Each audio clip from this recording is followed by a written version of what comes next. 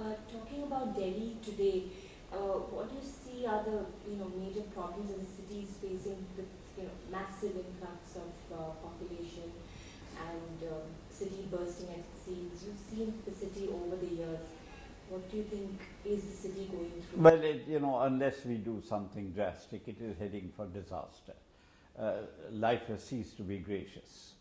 It was very gracious living in large gardens and around your little bungalows, and now there's hardly any space. There's a endemic constant traffic jam on the streets. More cars are being offloaded on roads which cannot be widened. There are many new bastis they've built, not expecting those people to have cars. Now most of them have more than one car.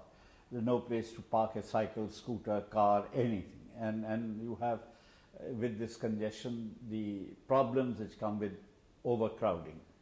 There's increase in crime, enormous increase in crime, not only of theft but of violence. The slightest dispute breaks up into a conflagration, and people start burning cars and going for each other. Unless we are able to check it, we are going to head for very much more serious problems, not only of day-to-day living and price of goods, admission in schools, colleges for the children. They're not enough to go around. And if we keep increasing them, we increase our problems along with it. At one time we thought a satellite city would give the answer, but they haven't. And now Delhi really extends to Gurgaon on one side. It extends to nearly to Faridabad at the other, and well up to Ghaziabad and beyond on the other. How much more can we go on expanding? And we fouled our only water supply, the river Jamna. The water is not potable. It has to be filtered and refiltered, and even so is not healthy. So I fear breakdown of epidemics every year, and they are happening now. If you were to describe the Delhiite today, how would you do that? Do what? Describe the Delhiite of today.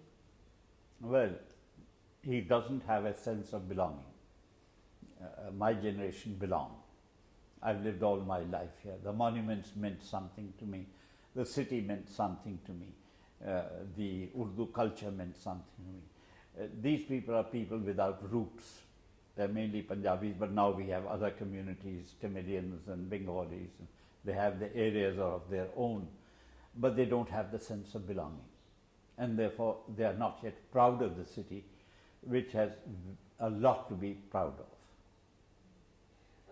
Finally, what inspired you to write such an irreverent piece on Delhi? I mean, your book looks at it very differently from anyone else. And what was that spirit or element of the city? Well, it is the sense of belonging. I both love and hate my city, but this is where I belong. And I think I try to express in it my love and hate for the city. There's nowhere else in the world where I'd like to live or die than Delhi. And yet there are so many things which I find very unpleasant living. Even the creature comforts. You press the switch, you expect a light. It doesn't happen. You turn the tap, you expect water. It doesn't come. And just everything irritates. You want a telephone, you have to bribe half a dozen people to get a simple thing like a telephone. Nevertheless, as I said, there's nowhere else I'd like to live in except Delhi. The old romanticism, which you remember of pre-partition days, is that completely gone? Like today's Delhi? Yes, I think it's gone forever. That's gone forever. This is a very spacious city with all these large roads and lawns, and which Lutyens built in Delhi, New Delhi. They're all gone, and I think it'll never come back. The one legacy which he and his generation left with us is that this is the greenest city in the world. There are more trees per square kilometer than any other capital in the world. So we still have a very rich bird life. The animal life is gone, the insect life is gone, but the bird life is still there, and the greenery is still there.